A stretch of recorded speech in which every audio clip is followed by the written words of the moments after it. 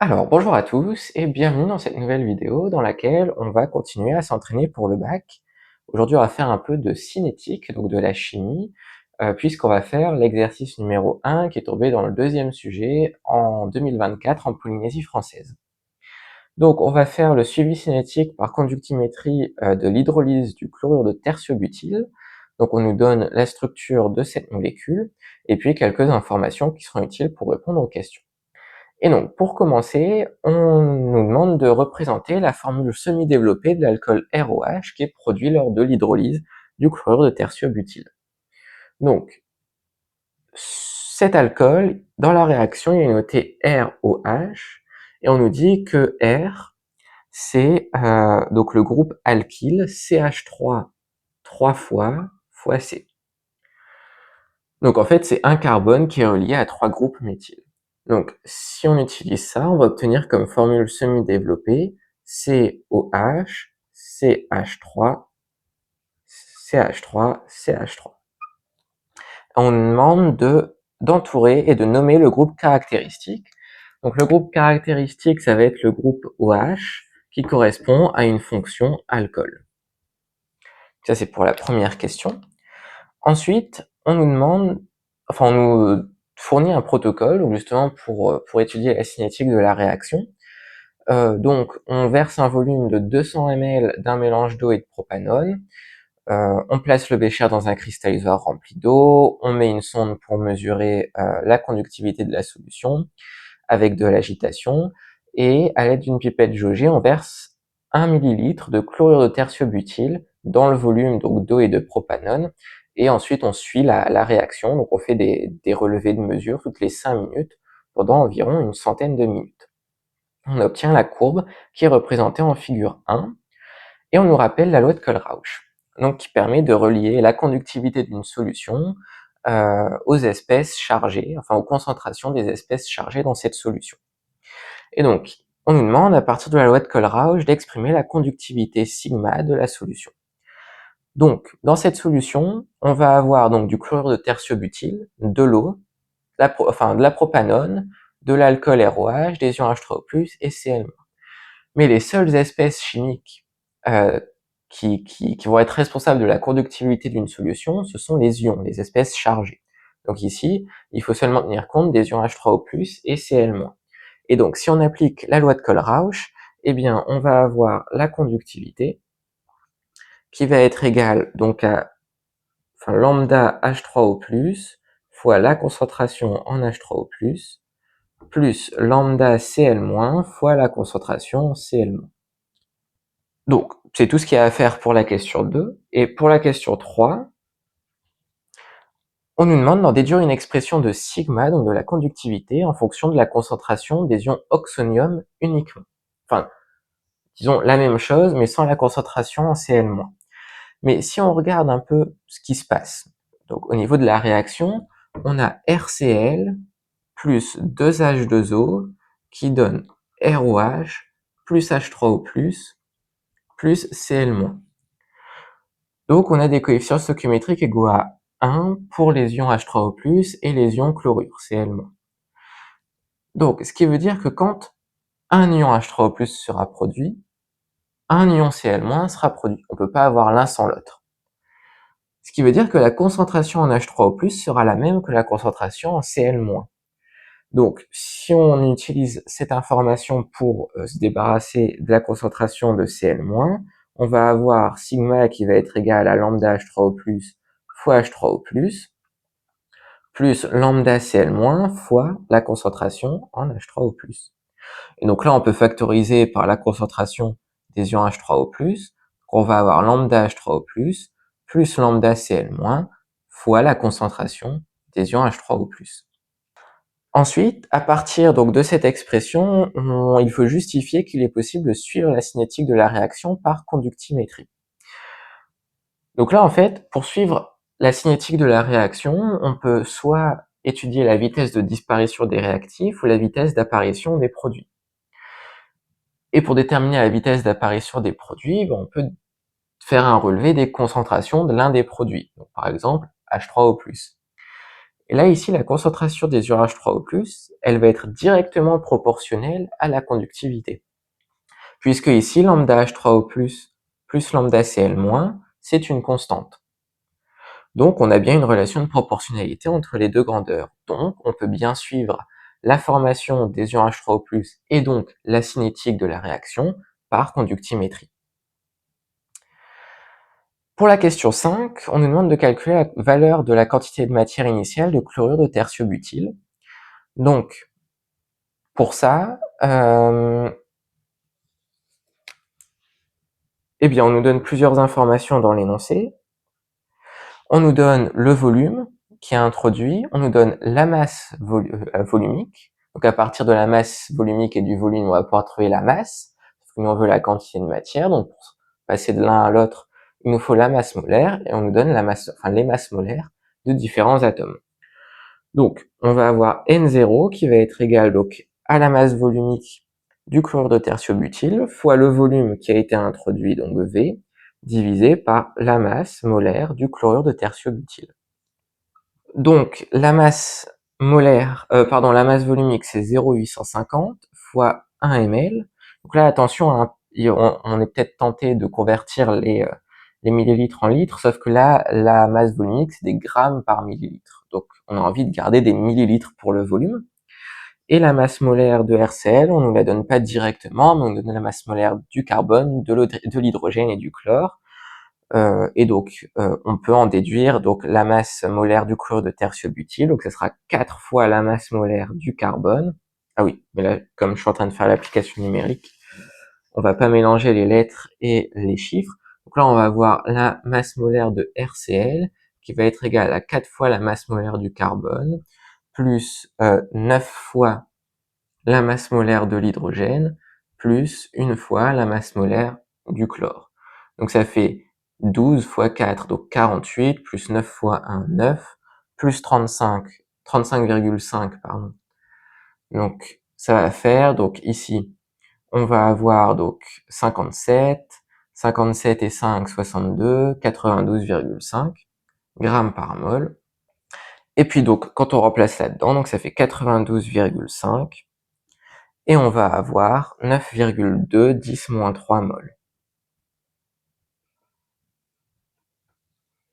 Ensuite, pour la question 6, on nous demande d'en déduire la concentration initiale.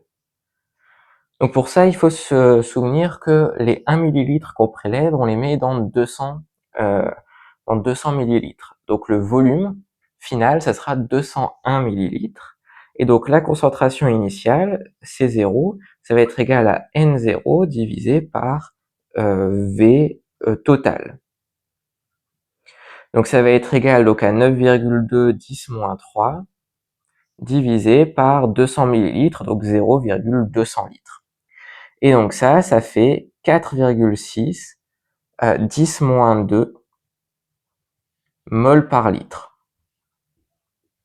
Ensuite, on nous donne deux courbes, donc qui représentent la concentration en quantité de matière en chlorure de tertiobutyle et celle en ion oxonium H3O+, au cours du temps. Donc c'est les deux courbes qui sont notées courbes 1 et 2 juste après. Et pour la question 7, il faut attribuer chacune des courbes aux espèces correspondantes. Donc on se rend compte qu'il y a une courbe qui monte et une courbe qui descend. L'espèce dont la concentration va diminuer a priori, ça sera un réactif, et l'espèce dont la concentration va augmenter, ça sera un produit.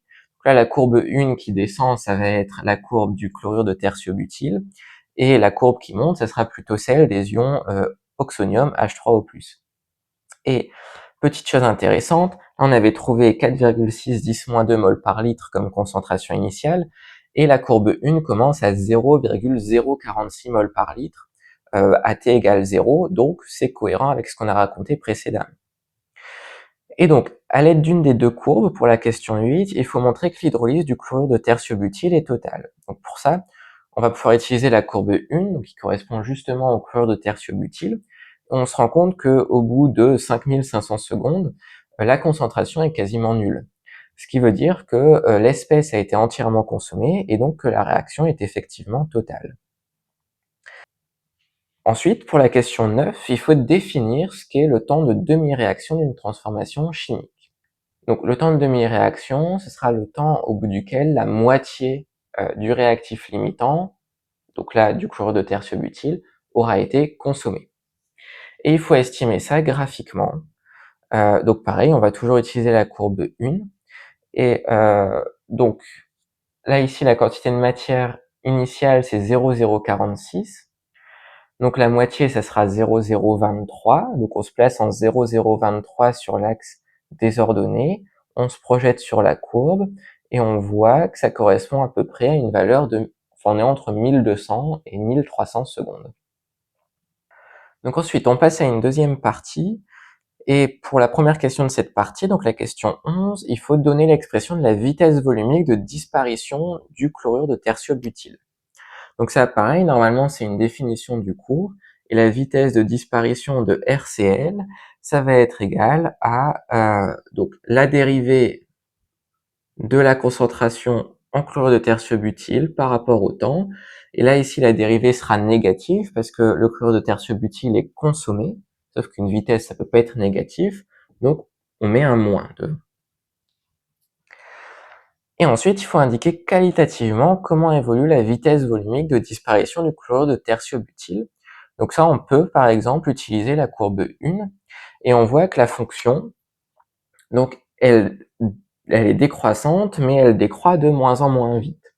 Et donc ici, si la vitesse de disparition du chlorure de tertiobutyle, c'est la dérivée de la concentration en chlorure de tertiobutyle par rapport au temps, en fait, la vitesse, ça correspondra à la pente locale de la courbe. Et là, ici, c'est très pentu, et là, très peu pentu. Donc, on se rend compte que là, la vitesse de disparition du chlorure de tertiobutyle va diminuer au cours du temps.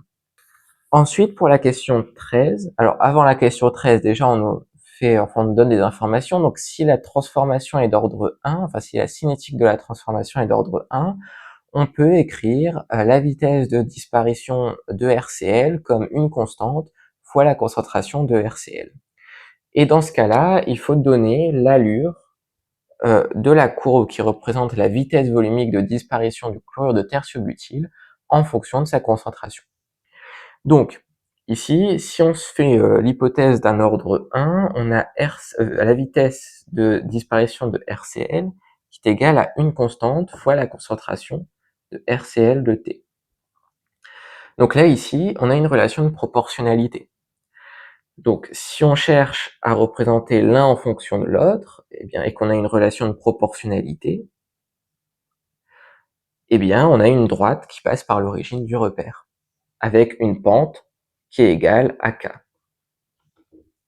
Enfin, un coefficient directeur qui est égal à K. Ensuite, il faut établir l'expression de l'équation différentielle du premier ordre vérifiée par RCl de T. Donc, pour ça, on a deux expressions pour la vitesse de disparition de RCl. On a la première expression qui vient de la question 11 et celle qu'on nous donne juste avant la question 13. Donc, on va pouvoir égaliser les deux. Donc, c'est la question 14.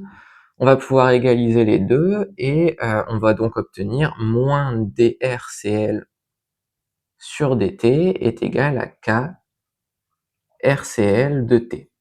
Et donc, si on écrit tout du même côté, on va obtenir drCl sur dt plus K RCl de T est égal à 0. Ensuite, on nous donne les solutions de cette équation différentielle. Les solutions, elles s'écrivent sous la forme RCl de T est égal à une constante fois exponentielle moins KT.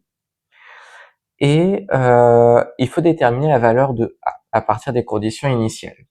Donc, on nous dit à partir des conditions initiales, donc en fait, il faut se placer à l'instant t égale 0. Et à l'instant 0, en fait, on va avoir la concentration qui est égale à A fois exponentielle de 0. Et comme exponentielle de 0, c'est égal à 1, il reste A. Et on sait que la concentration initiale, c'est 0,046 mol par litre. Ensuite, on linéarise tout ça en passant par le log, parce que là, on a de l'exponentielle, donc c'est pas linéaire, on préfère avoir des choses linéaires. Et donc, en passant en logarithme, on obtient la figure 3. Et pour la question suivante, il faut déterminer la valeur du coefficient directeur de la droite obtenue.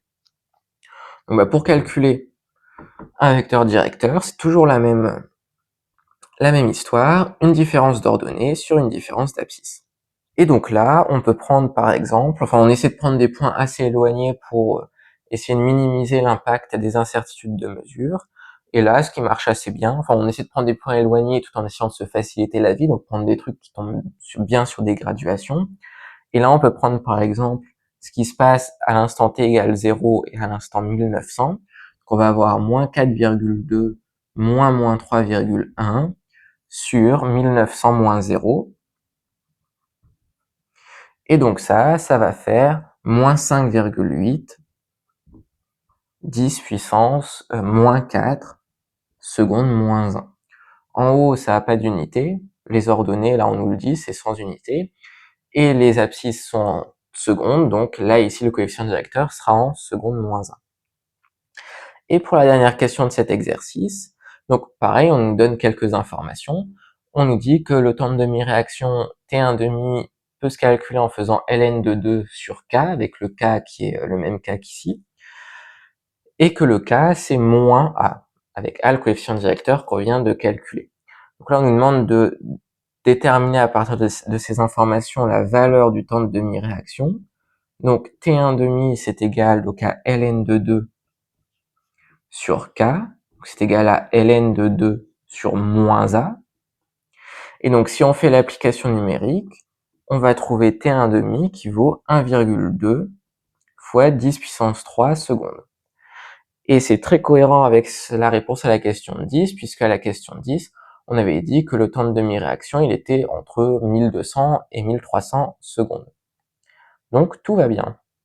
Et donc c'était la dernière question de cet exercice, donc beaucoup de questions dans cet exercice, mais chaque question va assez vite, enfin la plupart des questions vont assez vite. Donc c'est la fin de cette vidéo, j'espère qu'elle vous aura été utile. Si c'est le cas, vous pouvez laisser un j'aime à la vidéo et puis vous abonner à la chaîne, et puis je vous dis à bientôt pour une prochaine vidéo.